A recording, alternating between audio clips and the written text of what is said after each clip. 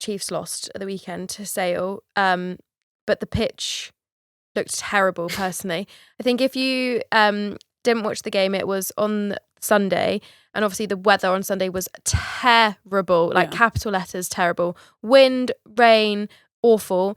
And I was watching it, and then you could hear on the comms there was like thunder, and then the girls just all started running in. Everyone was like, "What's going on?" 10 minutes to go. Yeah, 10 minutes to go, and Sailor in front, literally. And I think they were saying, isn't there that rule? It's like if 65 minutes have been played, that's it. The ref can call it. Yeah.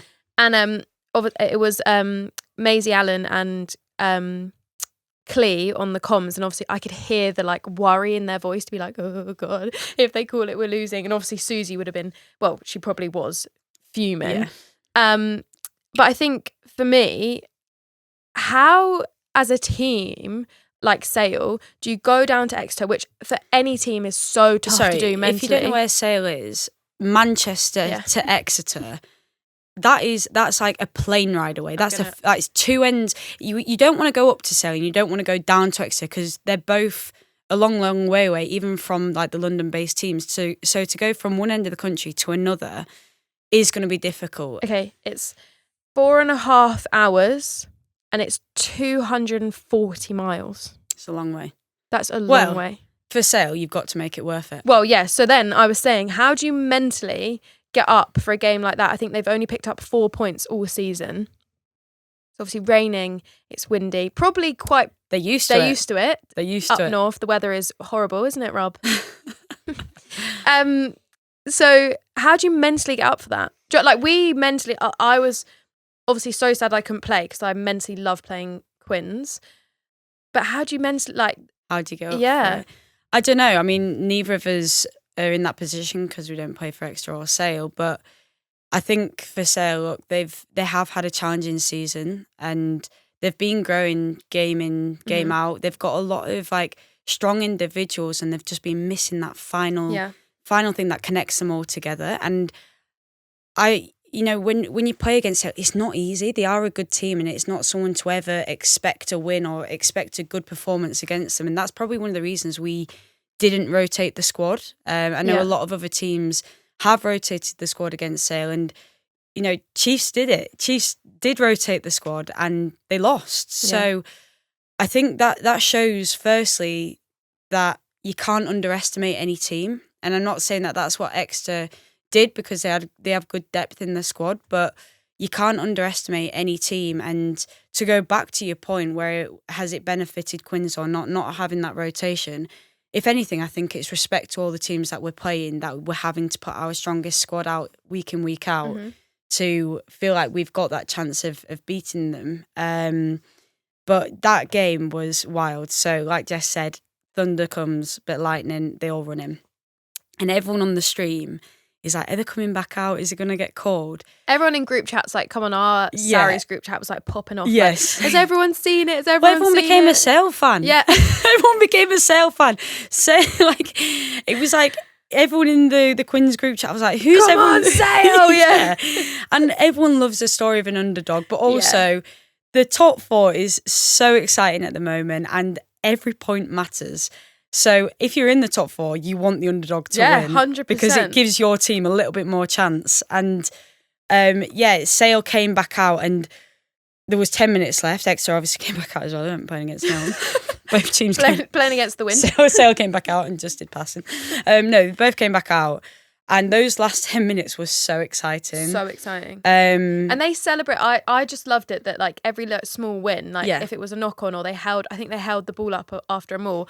And I was like cheering as well. I was like, yeah! Get in! And they, I think I saw a stat, what was it, like 109 tackles in the last 20 minutes. Really? Yeah, from Sale, which is crazy. That's so many tackles. Yeah. Well, to put it into perspective, against you, we had the highest amount of tackles in all of our games, and it was like 230 or something across the whole game. So 109 tackles in the last 20 is a lot, and I bet they're sore now. I bet they're sore. But it was worth it because they won. 100%. And yeah, the last 10 minutes, Exeter got a penalty. They'd kick for touch. There'd be a driving maul. It might get turned over. Exeter get the ball again. They kick for touch. Whatever. And I'm just thinking, please hang on now. It's 10 minutes. Yeah. They get a line break or a half line break on the edge, last couple of minutes to play. They get tackled. Thank God for that, because I kept on thinking, if they get that last pass, there was a couple of passes that ended up into touch, and I think you've got off there. But one stuck. They made a bit of a half break. The clock's in red. It comes off the edge, and there's another half break, and I'm thinking they're going to score it, and then the ball gets dropped. And I thought, you know what? Fair play, Sale. And I hope that this gives them momentum going into the back end of the season, but also going into the next season. That playing Exeter in a top 4 is hard anyway, but Exeter away, not many people win. Men or women? Men or women. Not it's many people hard win. to go to. Another upset in the league, it was Trailfinders 39, Bristol 38. Close. Did you see? Obviously, you might not have actually seen how it finished because... No, I didn't. Okay, I didn't see so how it finished. Basically, Bristol get a line out and they kick for the corner, obviously. But it's kind of like in front of the post, so you would think... Could have kicked it. I think I did see this because I remember thinking, why did not? Yeah, could have kicked it. But, you know, whatever. Go for the line out. Trailfinders then steal the line out. Then they get the ball and they clear it, and they all start celebrating, and then the ref blows his whistle and goes does this action, so the crossing action, and I'm watching it on YouTube. I'm like, what?